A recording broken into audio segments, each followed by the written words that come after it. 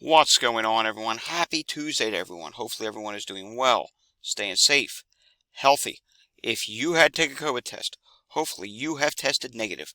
If you did test positive, I hope you have a full and speedy recovery with no long COVID issues. It is time now for the Tuesday edition of the Pandemic Update for Tuesday, August 27th, 2024. If you're new to my channel, this is where I do the daily pandemic update on all things COVID and any other virus that could be a health threat to you. Let's face it, since 2020, COVID and a lot of other viruses have been going around. Far too many people have died, been hospitalized, or become disabled from the COVID pandemic, which is still a thing today. We're still in the midst of a major summer surge. This surge continues. Levels are going to remain high for quite some time. Yes, they're starting to drop somewhat now, but they have not really dropped all that much, and it really is a problem. You could get infected, disabled, hospitalized, or even die of COVID. It only takes one case of COVID for someone to become disabled with long COVID. So you really need to know what's going on. No matter where I'm at, which right now I'm away on vacation, I still provide these pandemic updates because it is important that you get this news each and every day, or as many days as humanly possible. So if you're new to my channel, subscribe down below. Welcome to my channel. If you like this video, give it a thumbs up, hit that notification bell, and of course, share these videos with anyone you know, and leave a comment down below. Believe it or not, I do have quite a few things to share with you today. Many of the things that you normally see on my data-filled updates at home. We are going to get through most of those things today, plus some news stories. The first thing we're going to talk about today is Mpox. Mpox is still a problem. This is coming from Monkeypox Tally. I wish he would change his name to Mpox Tally just because the virus's name has changed, but here we are. Afghanistan has confirmed its first 2 cases of Mpox in children, both whom are currently receiving treatment in the hospital, according to local sources. The specific strain of the virus has yet to be identified, so we don't know if it's the new strain or the old strain, whether it be clade 2 or clade 1.B, I think is the 1B is the new one that they're calling it. In Baltimore, Joe DeLisandris, I hope I'm saying that correctly, who was the offensive line coach for the Baltimore Ravens, unfortunately did pass away of an acute illness. I'm not seeing anything saying what the illness was. I don't know if it's COVID. You can leave your speculation down below. As of lately, as you know, a lot of things that were listed as illness are starting to come up as COVID. Again, we don't know what this actual illness was, and he was hospitalized. But when I hear the words acute illness, first thing that comes to my mind is a respiratory virus. So that is not good, or a virus of some sort. Moving on now to this. Mike Horger did provide us with an update of his model. This is the PMC COVID-19 forecasting model for August 26, 2024. And unfortunately, it's not looking too good. He says we're in uncharted territory during the back-to-school period, or if you want to call it back-to-school season. 1.2 million people in the U.S. are getting infected per day, so that's still a really high number. 1 in 41 people, 2.5%, are actively infectious. And you can see here, take a look at this. Yes, it's going to start dropping, but see that 1 million mark? We're going to remain above 1 million for some time. The year-over-year graphs, he says, shows that we are experiencing much high transmission than during previous back-to-school periods. This is a much higher and wider wave than year 1, year 2, and year 4 of the pandemic. Years 3's summer wave was, and we have to expand this, years 3's summer wave was very bad but much earlier. The one-day isolation period decline in most other mitigation and a culture of denialism post-pandemic. COVID is over. You know how that is. People thinking it's over when it's not. Will fuel many infections among young people, teachers, school staff, and parents. Expect absences at schools. Expect substantial workforce problems related to sick parents. And yeah, you know, your child gets infected at school, or someone comes in with COVID, the child gets infected, the teacher gets infected. Then it comes home, and the parent gets infected, then they have to miss work. Or even worse, They are told they have to go to work, and then everyone at the workplace gets infected. It's going to lead to more cases, which is why it is going to take a while for cases to come down. And he mentions that. Here's a zoomed in version of current transmission and the forecast. Notice that transmission will likely remain north of 1 million infections per day for the next month and counting. Note, the national peak appears just behind. So, I mean, we have peaked, and you can see that here, but take a look. It doesn't go straight down. The drop looks to be a little bit slower than the rise that we see here, and we're not going to read all this because we have a lot more things to get through. But yeah, overall, you get what's going on here. And if you're going to be in some sort of a setting, if let's say there's just one other person around you, 2.5% chance that COVID is in the building. 50 people around you, that's looking like there is 71% chance that someone around you is infected. And, well, of course, if you get 300 people around you, you know, a small concert or a big event or something, or a large wedding, there's a 99.9% chance that someone is actively infected around you. And take a look at this. The current heat map for the U.S., you can see here, it's high. All the usual suspects: California, Washington, Oregon, North Carolina. Florida is still really high. Even up here where I'm at currently in Maine, we're still really high. So yes, that, my friends, is not good. COVID cases, they are increasing in Wisconsin at this time. Yes, Wisconsin is noting that there is an increase in COVID activity at this time. COVID is also increasing at this time in Poland.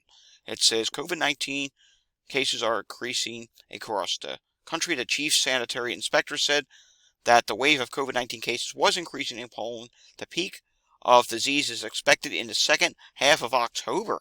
Wow, that's a really long period of time of high infections being expected in Poland. And in other news, I did not remember to cue this up. The lieutenant governor of the state of Connecticut did test positive for COVID. You can find that on my website. Again, while I'm here on vacation, I got time to actually be up to date on the website. So there's a lot of things I'm adding, and I will be working on the COVID positive archive and the people who have died of COVID. You're going to see that archive where people that have died of COVID get a lot bigger over the next week and a half. Unfortunately, we have lost a lot of famous people to COVID. All right, let's take a look at the latest EMS heat-related illness dashboard if we can. It may not load up. Okay, I'm surprised it actually loaded up. All right, take a look here. Good news. The north. Things continue to improve. Yes, there are still some scattered counties that have high heat-related illnesses, but it's not all that bad. And we can see in the south, it still is pretty bad, and southwest is as well. I mean, there are still counties in almost every state of the country, but just not as many as we have been seeing. But I do note that in the central region of the United States, even through to about Pennsylvania, on southward, next few days are going to be very hot. We could see a resurgence once again in some of these states next week. Pollen levels today, yeah, take a look at this. Really bad from New Jersey to Pennsylvania, Ohio, Indiana, Illinois. You get it all the way back to the Rocky Mountains. We're seeing red showing up. 41% of the country is in the medium to high status at this time. Air qualities, they're not great in the east. A lot of orange and yellow showing up, which means, air qualities are not the best in those areas. And the west coast, we do have continuing to see the usual suspects thanks to the wildfires, and it's not loading at this time. That's okay. The west coast is having its problems at this time, and it's trying to load. But moving on now. Want to follow more about the climate and weather? I will be tweeting some there this evening. It is Climate Data Report over on X. Philadelphia yesterday. I'm not happy about this. 867 total EMS incidents, and it wouldn't surprise me if we see more days back over 800 again. I'll explain why in just a moment.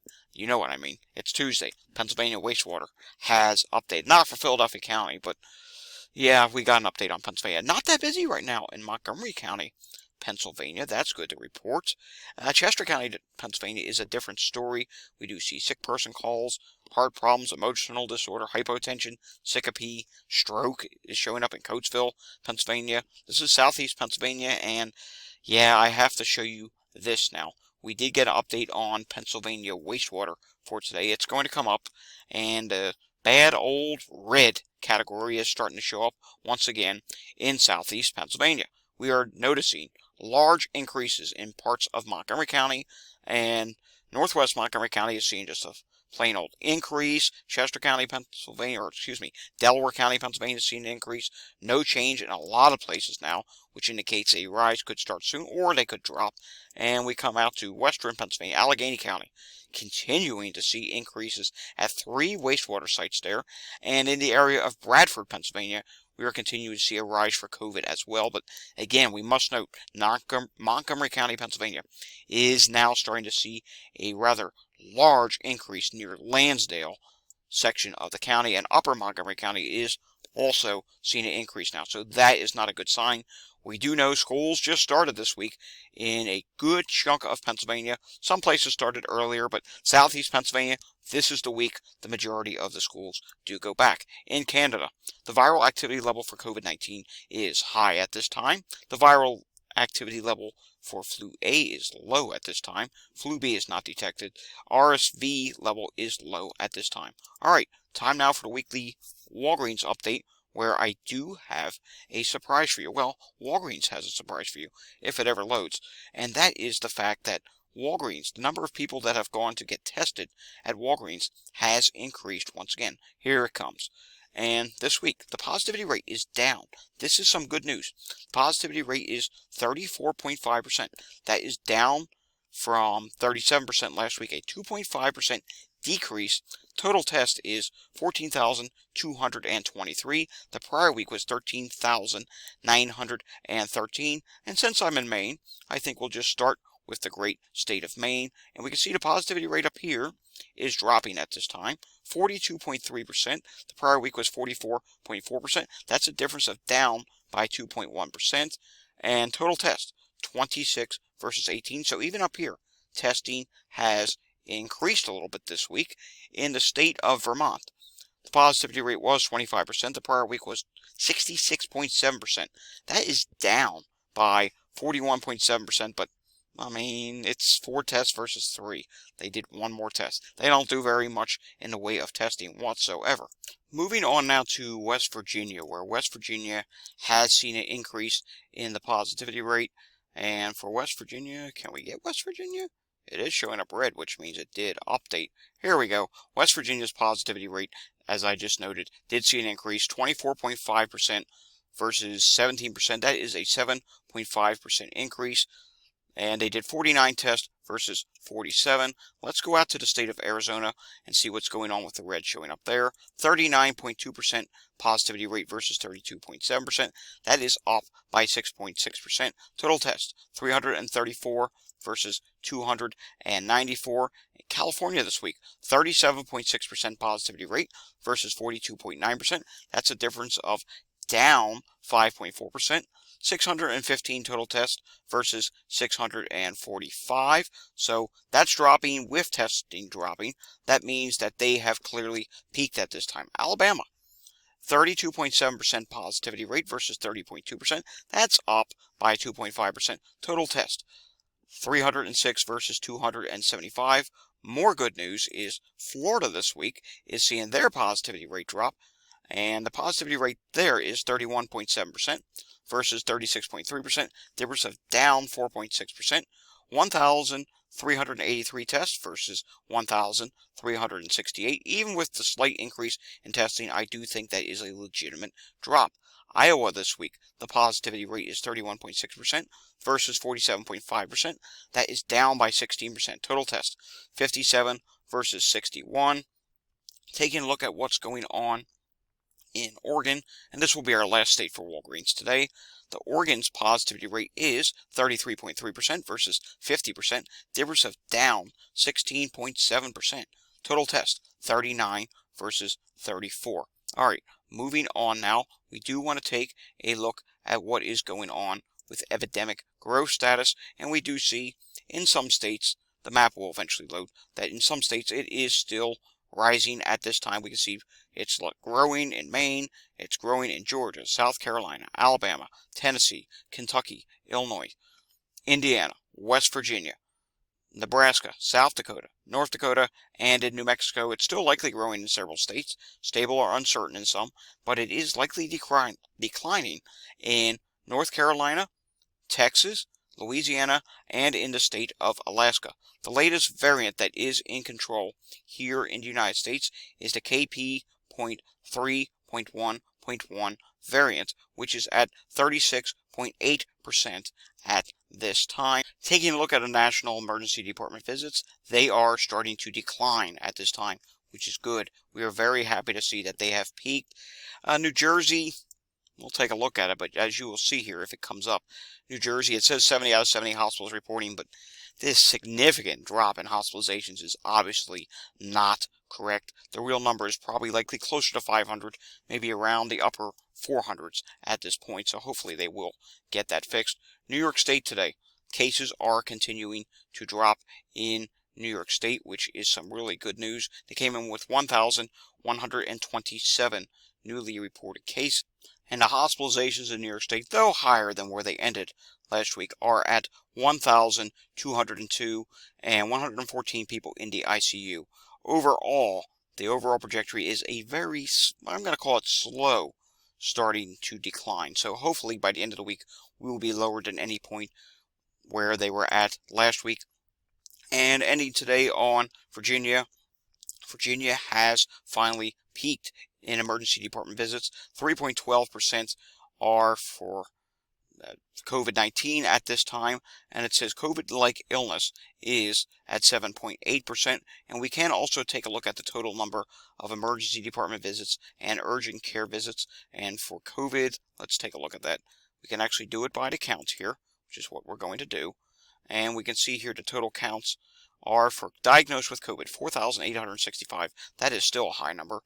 And the number of people that came up for emergency department and urgent care visits, that actually rose a little bit once again. 10,511. That is a really high number. Alrighty, folks, that does it for the Tuesday edition of the Pandemic Update. See, things aren't all that different from when I'm doing them at home. We pretty much went through everything that we would normally go through on a Tuesday. If you enjoyed this update, give it a thumbs up, subscribe to my channel down below, hit that notification bell up above, share these videos with anyone you know, and leave your comments down below. Remember, we are getting very close to 5,000 subscribers, and if I do hit 5,000 before I get home in about a week and a half from now, I will give you some sort of a special video. I don't know what it's going to be. I do have a place in mind, a very good socially distant place in mind. Maybe we will do some sort of a video from there. I will see you all again next time. Until I see you again next time, stay safe, everyone, and thanks for watching. I hope you have a fantastic Tuesday afternoon. Bye-bye. Take care. Be safe.